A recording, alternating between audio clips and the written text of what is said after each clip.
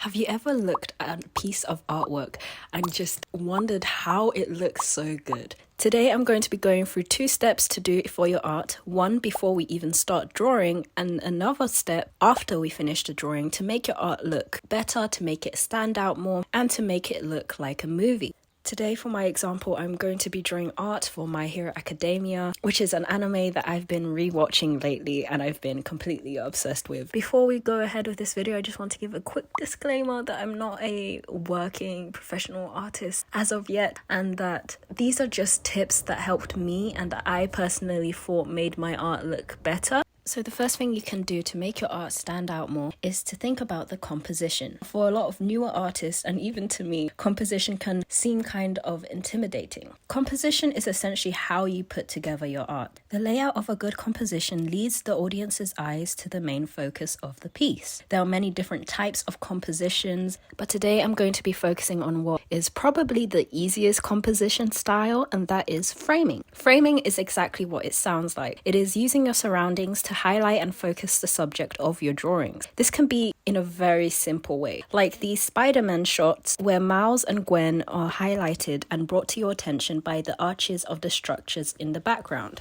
Or it can tell a story in a fun and different way, like these sequences from Luca, where Luca is highlighted by the cut-up fish and we are automatically drawn to his expression. It could also just be a fun way to highlight a scene, such as this one in My Neighbor Totoro, where the girl is highlighted by Totoro's mouth, giving us a fun perspective of the scene. In my drawing, I am highlighting Midoriya by placing him between 2 unfocused characters, making our eyes directly lead to him. Though my example isn't the most fun, especially compared to the last examples I gave, it still highlights Midoriya as the main focus of the drawing. Though this is a very simple composition style, it is the one that I feel like you can have a lot of fun with. I think it's also very important to look at movies and photography for inspiration and see how they tend to place certain things instead of just looking at different people's art. Such as when we look at movies, most shots and most scenes of a movie is completely intentional. Where the camera is placed or where we see the characters or how we see the characters often tell us something that we are not hearing directly from the character.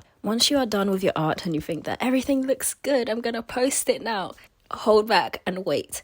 There is another whole process that you should be doing, and that is editing and effects. This is the quickest and most simple way to transform your art and give it that extra push. There are about 4 different effects that you can add to your art after it's done to make it look more movie-like and to make it stand out a bit more. The first effect you can add is chromatic aberration. Chromatic aberration is a type of color distortion, and it gives your art almost that kind of 3D effect. Most applications have the ability to do this. A free program such as Medibang Paint has its own, which you can add to it. The second thing you're going to add is grain.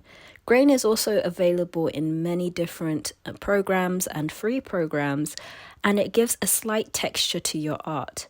I really love the look that grain gives to my art piece, and I find that a lot of artists who I look up to and who I see in my profiles tend to use grain in their art too. The last 2 is a sharpen and a vignette. Sharpen can make your art look more cleaned up and more polished, and a vignette also gives it that extra movie-like feel to it. Here are side by side of my artwork with and without the effects. In my opinion, even though it's quite subtle looking from far, I do think it gives that extra push to make it stand out, and it just looks better. So those are 2 things you can do before you start drawing and after you finish drawing to give your art a little push and to make it stand out more. I know that a lot of what I went through was a bit basic or things that people have already said before, but I wanted to make it as simple as possible, especially when it came to the composition, which tends to be something that I normally do struggle with. So I wanted to make it as simple as possible and have the simplest composition style to help at least